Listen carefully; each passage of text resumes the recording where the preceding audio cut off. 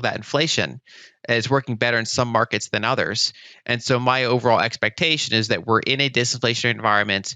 But when we look out at, say, 2024, 2025, I think that's where we risk having another inflationary spike because the energy situation is still not fundamentally resolved. But if you want to have another cycle of growth ahead, let's say, after we get through 2023, if you go into 2024, you want another cycle of growth. Well, we haven't seen a lot of new energy supply come online. And so that's kind of ready to be a problem all over again. So around the margins, there's some. You always, basically like, U.S. shale oil. There's actually a recent survey that they do them quarterly throughout Texas, for example, to see what the plans are of energy capex. And there's really nothing remarkable. Lyn Alden, founder of Lyn Alden Investment Strategy, discusses about the inflation cycle. According to her, if there is any disinflationary cycle, then its 20s is going to be a decade where the story is inflation. The Federal Reserve's aggressive push to tighten financial conditions has pulled some of the record-shattering money supply out of the U.S. economy, a sign that persistently high inflation is in decline. She further added that peak inflation would come in probably the Q2 of this year, and now we're in kind of this period where the central banks are fighting back and fiscal authorities are trying to fight back to gain control of that inflation. She thought that we're in a disinflationary environment, but looking out at 2024 and 2025, there is a big risk having another inflationary spike, which is rising due to the energy situation that is not fundamental. Several catalysts may drive inflation, and one of those will be commodity prices. Most commodities today, including energy, are very cheap, but precious metals generally move before the rest of the sector.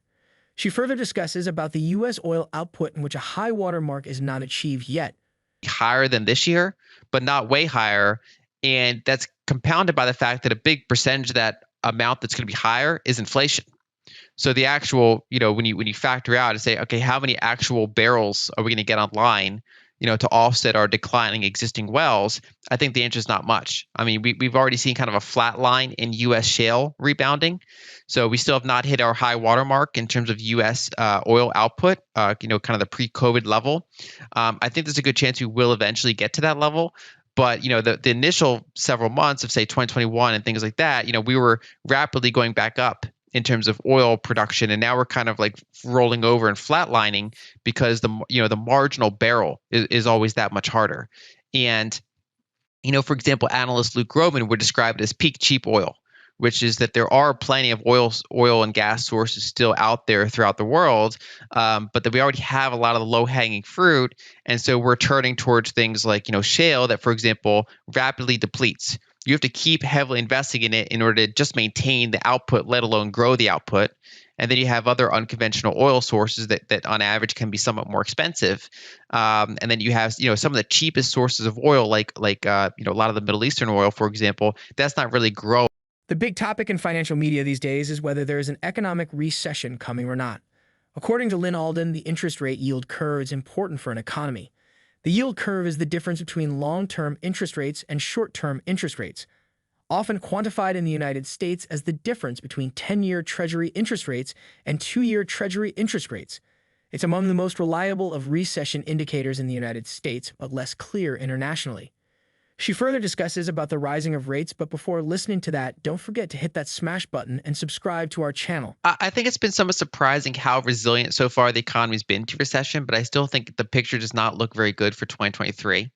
It depends on a few different variables. So right now, for example, the U.S. yield curve is inverted, which means that the 10-year Treasury is a lower yield than the 3-month Treasury.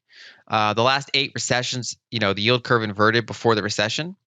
And there's been no false signals, right? So it's never inverted, and then there's no recession.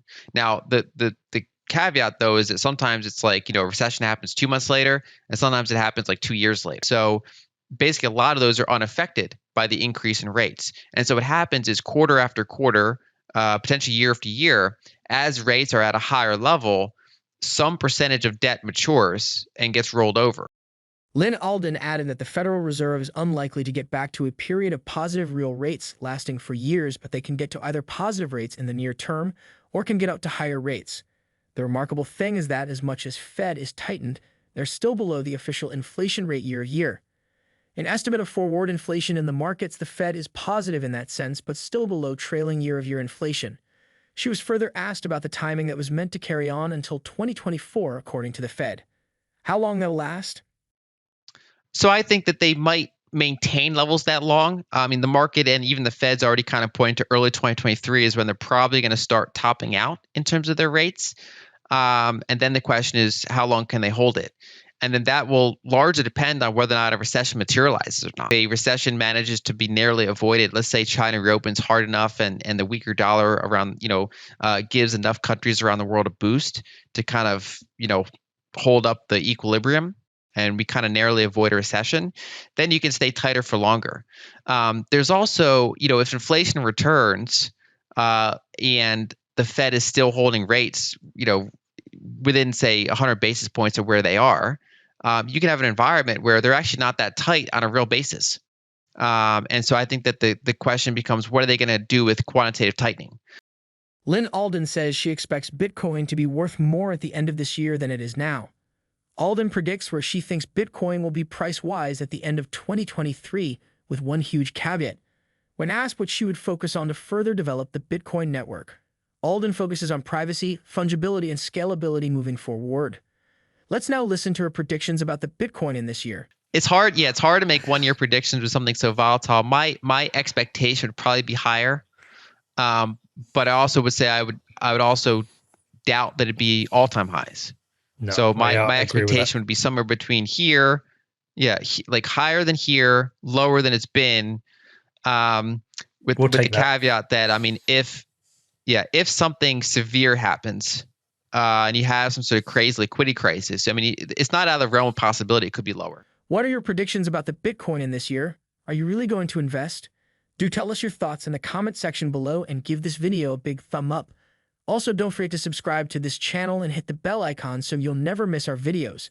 See you in the next videos. Thanks for watching.